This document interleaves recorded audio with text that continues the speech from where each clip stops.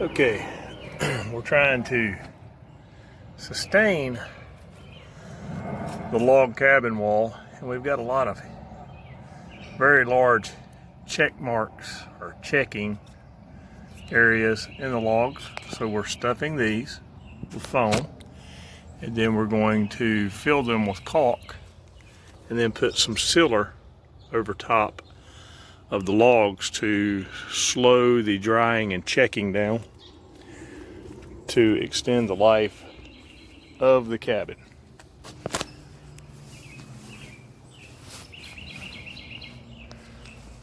So here is the very start.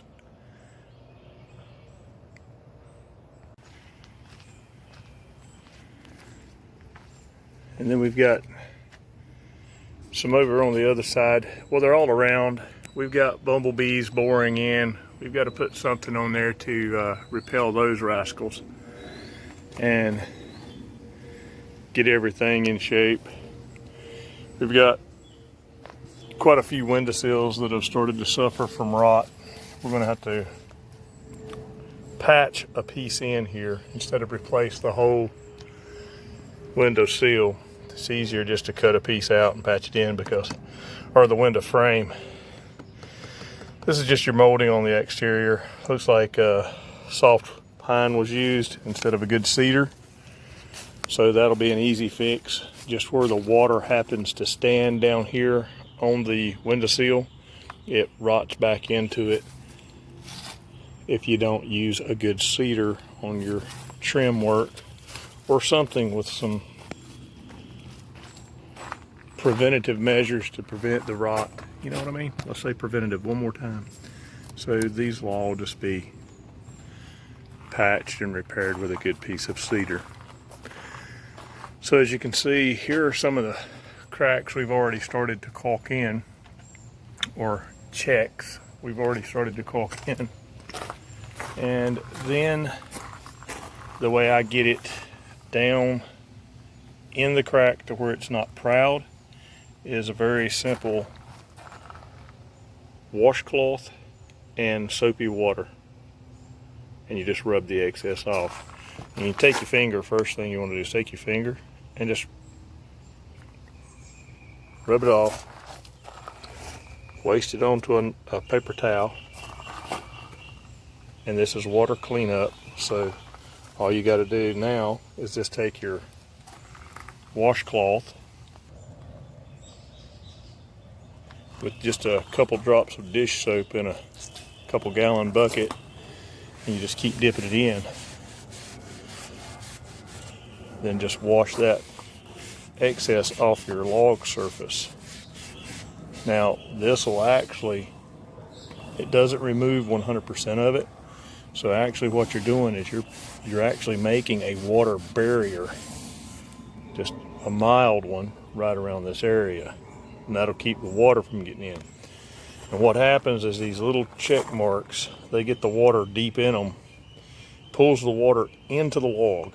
And then what happens, as it dries, the water dries so fast that it cracks it, just like cordwood. So we're trying to prevent that. And one way to do it is to keep your log cabin frequently oiled with a sealer, be it linseed oil or some kind of deck sealer. You want to keep it sealed so that it holds what little bit of moisture it has, and it does not dry so rapidly that it cracks. And I've got to get on the ladder and get up there and get that one. That one's stuffed with foam also. And the reason we stuff them with foam is to save the amount of caulk that we would have to expel. Okay, we'll take a look at it as we get further along. The use of a mild detergent, dish soap is what I use, and a terry cloth is going to give you the ability to clean off, and you'll notice that it actually leaves some little terry cloth lines in here, and that actually looks like your wood grain, so that you don't have a smooth, slick spot on your log when you put your dark stain over top of it to oil seal it in. And this that's smeared in, you just come back over rinse it off. Use your finger, rub it a little bit, get that excess silicone off. And what this does, gives you the ability to remove that little bit of excess that you've got there. And then rub on the lower side. A little back and forth motion as you come across.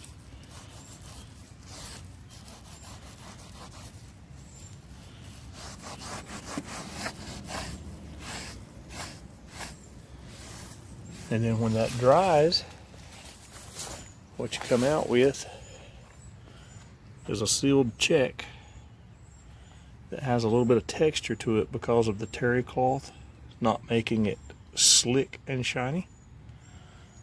See, this isn't my gel coat channel. This is my silicone video. Well, caulking video. So any place you got a little extra that this looks a little rough, just come up to it and you'll put a little squirt in each one of these little bee holes and keep them all happy, because you don't want those.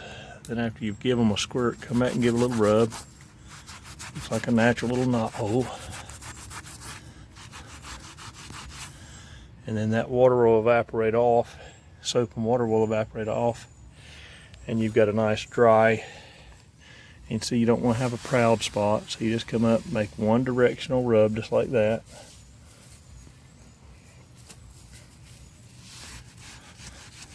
And then do your little back and forth rub to thin it down on the outside of the crack and push it deeper into the crack. Then you sealed your cracks.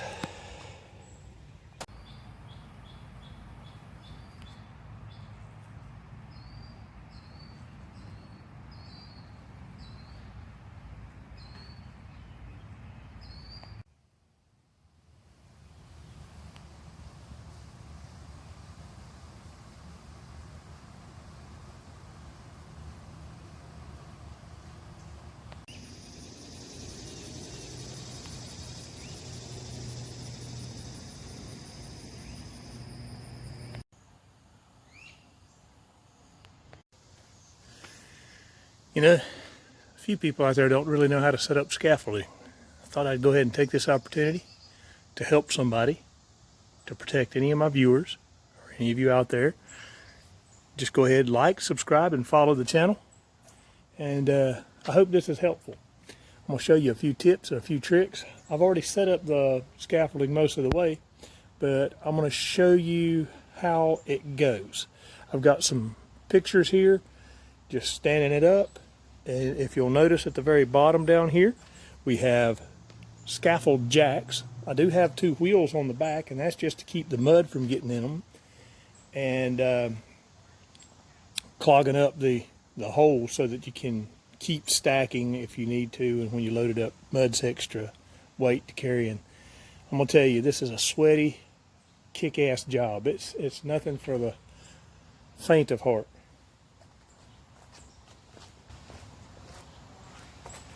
You have these little locks right here on your scaffolding. They're held in open position simply by gravity.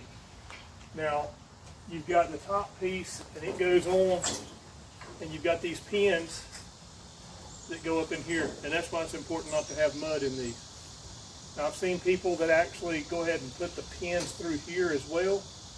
I don't use them. They're useless as tips on a boar hog. I've already got my X-brace in here.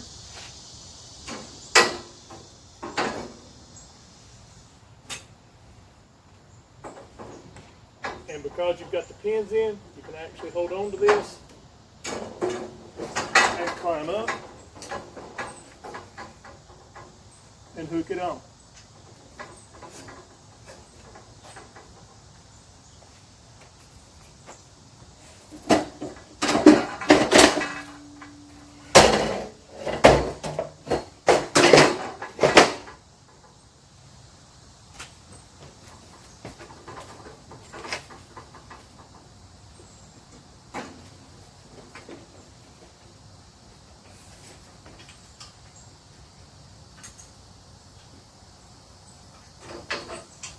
And then lock it back in place so that it can't slide off. Flip your lock open, which will be pointing straight away from the hole here. Push it back and it'll flip down. I'll give you a close-up of that in just a second.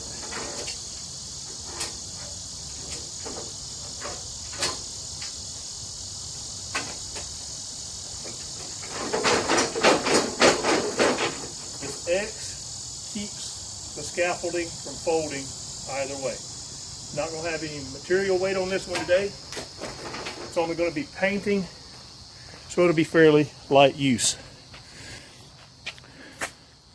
You can put both X braces on, front and back, if you're a safety conscious kind of person. I recommend it. If you're going to be walking around on the scaffold board at, let's see if I can see where I'm pointing. If you're going to be walking around along on the lower portion of that upper scaffolding, I recommend putting the X bracing in behind you. That way, if you do fall, you've got something to throw your arms out and grab. So,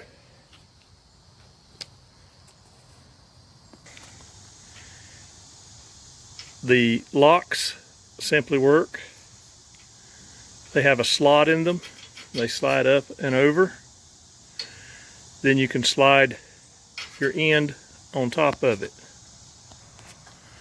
So once you have the lock open position, which is pointing straight out, sometimes you'll bump it. Come on, if I didn't want you to. Sometimes you'll bump it and it'll fall.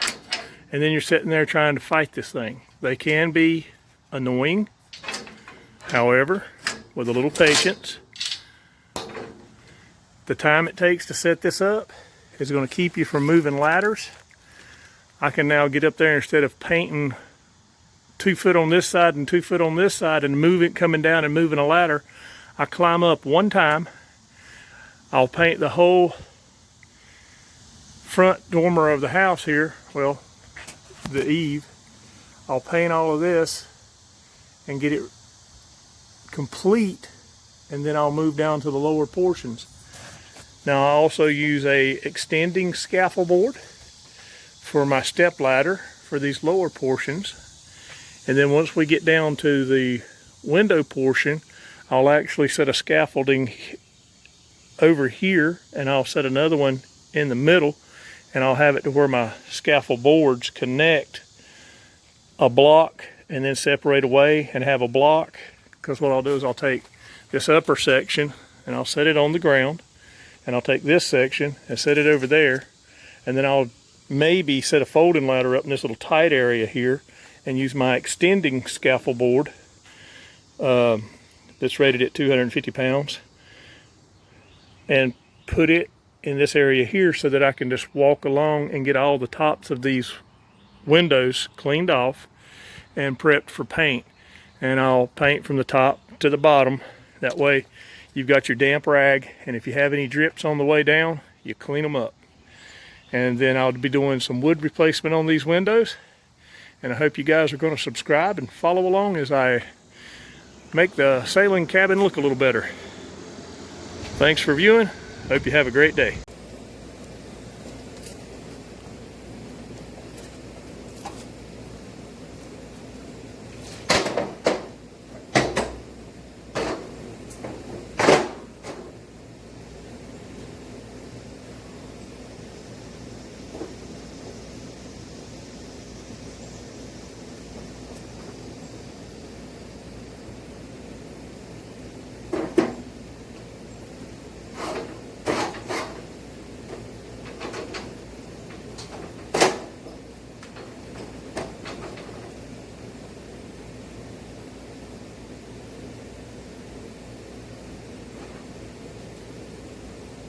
Need to go a little higher.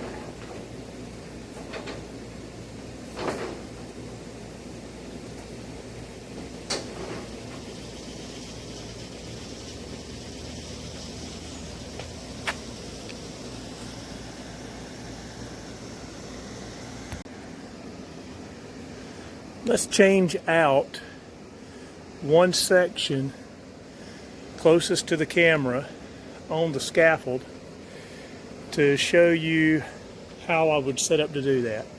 I've got my lower step to get me up there. I'll step inside the ladder rungs there and step onto the board that I've got stretched across the top. I'll show you a close-up of those as soon as I get that changed out so that you understand how those work, so that you don't make a mistake with those.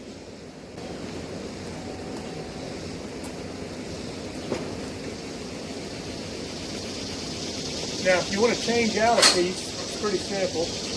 You just reverse putting it together's procedure. Take out your, well, for me it's easier to take out the top lock first, then take out the bottom lock. That one's going to hold this up. Now all I have to do is I just lift and I come away from the building and I lower it down.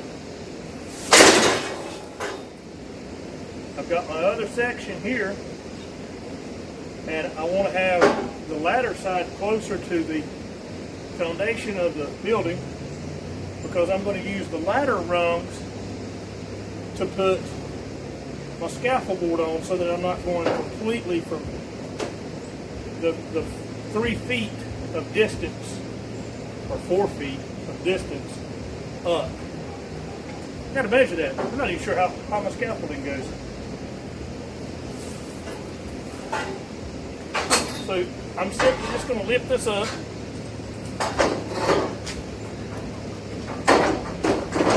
And roll it around so I don't get pinched. My X-bracing's kind of in the way. Just let it go to the outside for now.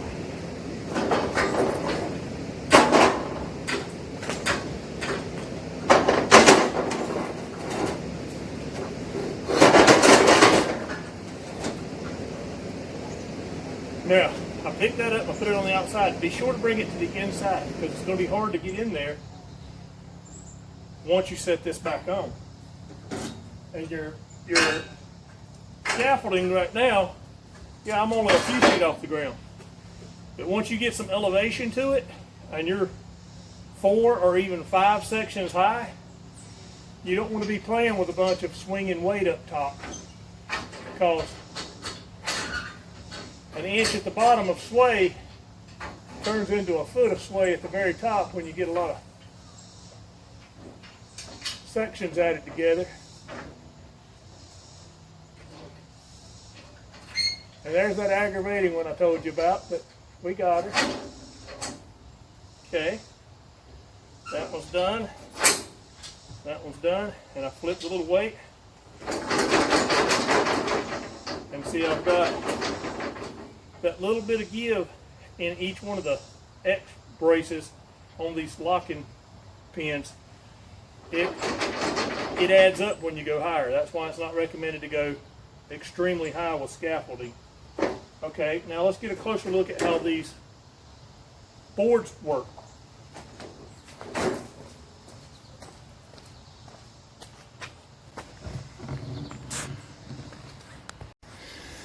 Okay, the boards themselves that come with your scaffolding, they are a series of aluminum hooks, and they're held in place with a steel bolt.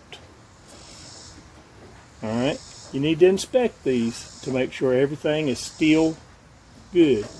If you've got one that's rusted through because of galvanic action, you need to replace it.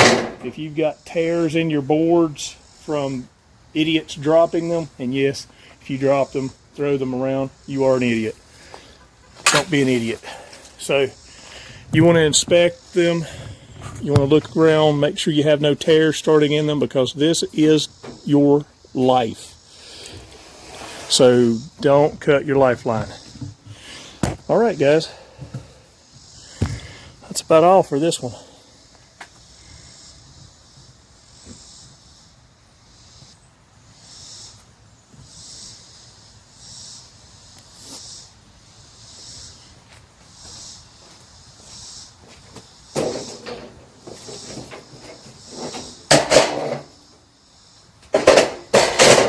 And then I just put in one side and then the other and then drop it on its own hook. and that should give me enough reach. I may go up to this next one. I don't know. Not yet. But we'll see. But that's basically the basics of scaffolding. Remember, if you haven't subscribed, give it a shot. It don't cost you anything.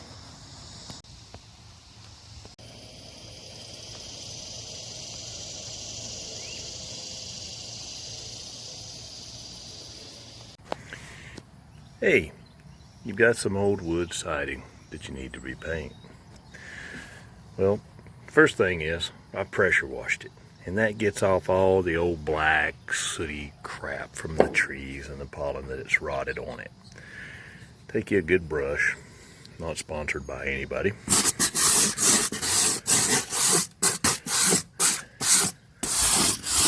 Give everything a good rub. Keep in mind this makes dust, and it's not good to breathe. I recommend wearing a mask, which I'm not doing right now because didn't want to sound like that. So just get all the loose paint broke off of this that you can. One way to prevent this cracking and peeling is to paint it before it gets to cracking and peeling. Keep your coats on there, and that builds up layers of protection over the years. So you can get it to where you just pressure wash it. Now we just painted stained with a non-transparent stain the logs of the log cabin over here at the Lake Norman Community Selling Club. So get your prep done. It's just like anything else. Your preparation makes the job a lot easier to do. So I'm going to take the brush and I'm going to brush everything down, and then I'm going to start applying paint to trim everything out and then painting everything.